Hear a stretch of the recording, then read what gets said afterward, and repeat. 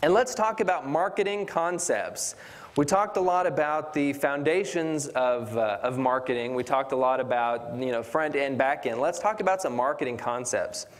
And this is stuff that is really exciting to me. Let's talk about marketing psychology.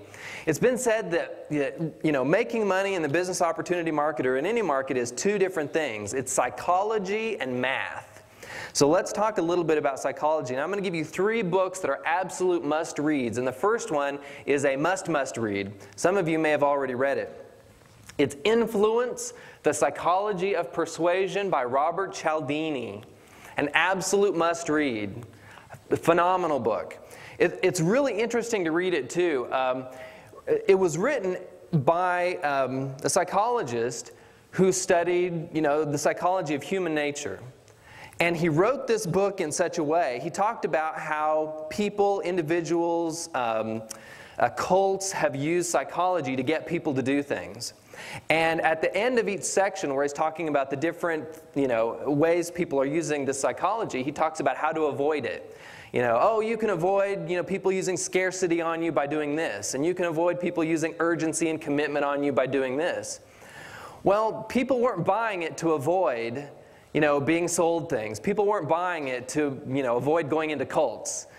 Marketers were buying it to figure out how in the heck to sell more things to their customers and clients. So Robert Cialdini discovered, hey, there's a different market than what I thought my market was. I thought my market was to protect consumers. No! It's to help the marketers sell more stuff to consumers.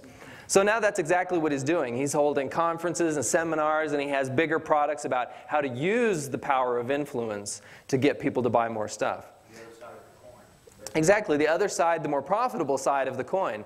People don't want prevention. People don't want to prevent things that are going to happen. They don't want to prevent being sold something. People want tools, and so marketers want tools, and this book is a great tool for using psychology to get people to buy more of your stuff. Another great book by Kurt W. Mortensen is Maximum Influence. It's along the same lines of The Psychology of Persuasion. It just has 12 universal laws. Another phenomenal book on psychology, also a must-read. And then last one would be Triggers by Joe Sugarman. And this is probably the priority list, I would say. Number 1, number 2, number 3. I would definitely get Triggers. One of the things I like about Triggers by Joe Sugarman, a very famous marketer, he did blue blocker sunglasses. He basically goes through, one by one and makes it very easy. Robert Cialdini's book is great. He gives a lot of examples, but you kind of have to pull out some of the strategies, whereas Joe Sugarman kind of says, okay, here's the strategy, here's the strategy, here's the strategy. So again, phenomenal books on marketing psychology. And psychology, especially in marketing, is so much fun to deal with because you're always dealing with, okay, how do I get people to respond? And in many cases, it's scarcity, it's urgency, it's commitment, it's all this stuff. I saw this, I have it on tape, I didn't see it in person. Robert Allen is a phenomenal salesperson from the platform, absolutely phenomenal. And I have on videotape, I need to get it to DVD because I want to keep it. I have this one seminar he spoke at, huge amount of people in the room, and he spoke from the front of the room, and he used everything in influence in that book. And he literally had a rush to the front of the room and then a rush to the back of the room. And when you're doing platform selling, you love that. I mean, that's an adrenaline rush when you get people to the front and then to the back. And he did a phenomenal amount of sales. And afterwards, speakers always want to know what other speakers are doing. And he said, I just took every idea from Robert Cialdini's book and I put it into my speech. And in doing that, I was the biggest seller at that seminar. So again, highly recommend that. Let's talk about some of the things. I'm not going to go into it in too much detail, but let's talk. We already talked about scarcity. Limited number increases perceived value. Robert Cialdini talked about some studies where there were like 2 plates of cookies.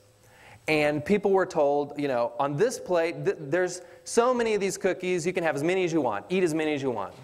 And on this plate, there's only a few. We've only got a limited number. And then people were told to rate the cookies. Now, the cookies were exactly the same on each plate.